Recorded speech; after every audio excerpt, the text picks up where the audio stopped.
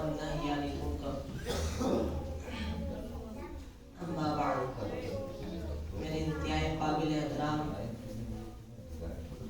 علماء اکرام اور عزیز طلبہ، اللہ تبارک و تعالی نے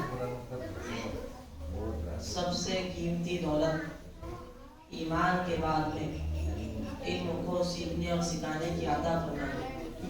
ایمان کے بعد میں سب سے قیمتی چیز اگر کوئی دنیا میں ہے تو علم کی دولت ہے، کیونکہ ایمان سے تو کفر سے بچا جاتا ہے اور علم سے جہالت سے بچا جاتا ہے۔ اور تبلیغ کی جو محنت ہے وہ انہی دو چیزوں کے ارد گرد گھومتی ہے، ایمان کی اور علم کی محنت، تاکہ ایمان کی محنت کی بنیاد پہ کفر و شرک دنیا سے ختم ہو اور علم کی محنت سے جہالت، گمراہی، ضلالت ختم ہو۔ روئے زمین پہ اگر سب سے افضل لوگ کوئی ہوں گے تو وہ ہے جو قرآن کریم کو سیکھنے اور سکھانے والے ہیں۔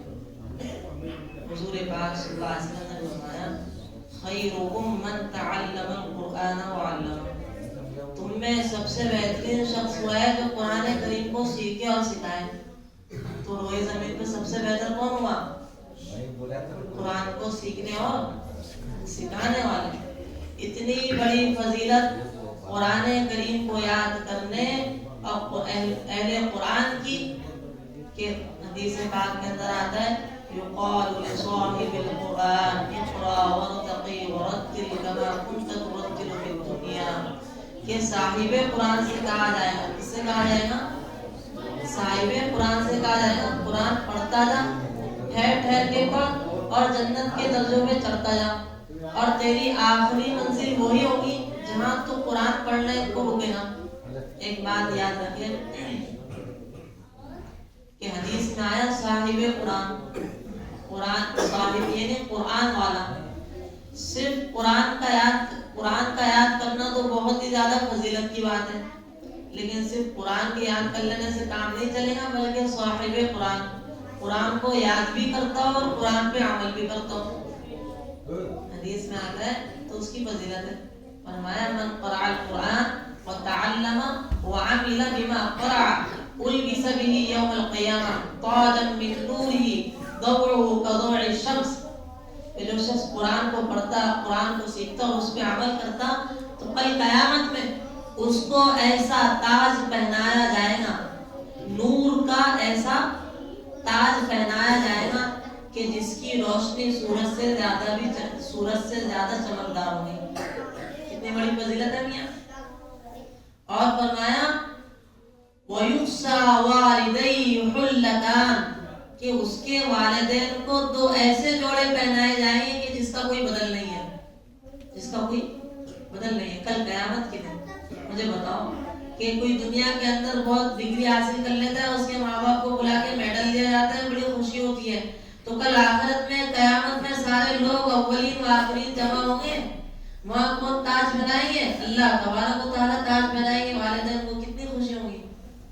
تو حضور پاک صلی اللہ علیہ وسلم نے فرمایا لو کانت فیکم فما ظنکم بما عمل بہذا، اس کے ماں باپ کے ساتھ میں یہ برتاؤ کیا جائے گا تو جو قرآن کریم کو پڑھنے والا ہے، عمل کرنے والا ہے، تو اس کا کیا انعام اور اجر ملے گا آپ سوچو۔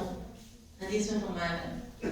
تو میرے عزیز علماء، آپ بہت زیادہ قیمتی لوگ ہو، لیکن حقیقت یہ ہے کہ ہم کو اپنی قیمت کا پتہ نہیں ہے نا کہ وہ قرآن کریم وہ سینے کے اندر موجود ہے، وہ عظیم قرآن جس کو پہاڑ لینے سے انکار کر دیا ہے کہ پہاڑ پر رکھ دیا جائے تو پانچ ہو جائے، چورا چور ہو جائے، لیکن وہ آپ کے سینے میں قرآن موجود ہے۔ کتنی بڑی فضیلت ہے، اتنی اہمیت ہے۔ جو جتنا زیادہ قیمتی ہوتا ہے اس کی نزاکت بھی اتنی اہم ہوتی ہے۔ حقیقت یہ ہے کہ قرآن کریم کو اپنے سینے میں داخل کرنے کے لیے مداخل علم کو پاکیزہ بناؤ۔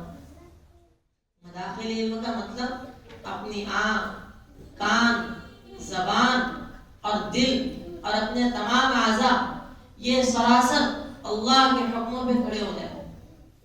ایک ذرا سا گناہ جس دل کے اندر گند بھری ہوئی ہو، اس دل کے اندر قرآن کیسے داخل کیا جا سکتا ہے؟ بیت الخلا کے ڈبے میں استعمال کرنے والے برتن اور ڈبے کے اندر کوئی پینے کا پانی کہے تو اس کو بیوقوف کہے گا تو کوئی گناہ والے دل کے اندر اس میں قرآن کو داخل کرے. جس زبان سے گالی دی جاتی ہے, جس زبان سے جھوٹ کہا جاتا ہے, جس زبان سے نازیبہ کلمات کہے جاتے ہیں کہ جھوٹ کوئی بولتا ہے تو فرشتے 2 میل دور بھاگ جاتے ہیں, تو اس زبان سے قرآن پڑھنا, جو شخص اپنی زبان کو نازیبہ کلمات میں استعمال کرتا ہو اس سے قرآن پڑھنا, تو قرآن اور پاکیزہ دل ہی کے اندر داخل ہوتا ہے. قرآن کس میں داخل ہوتا ہے؟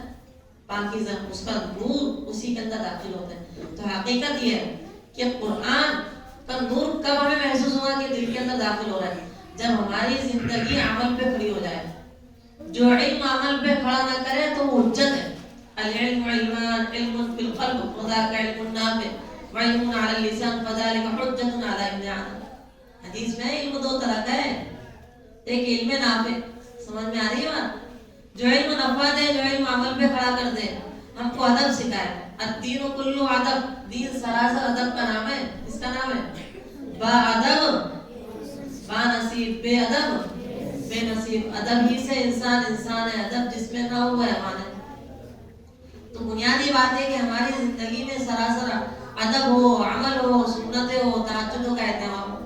تہجد میں تہجد پڑھنے سے, تہجد کا اہتمام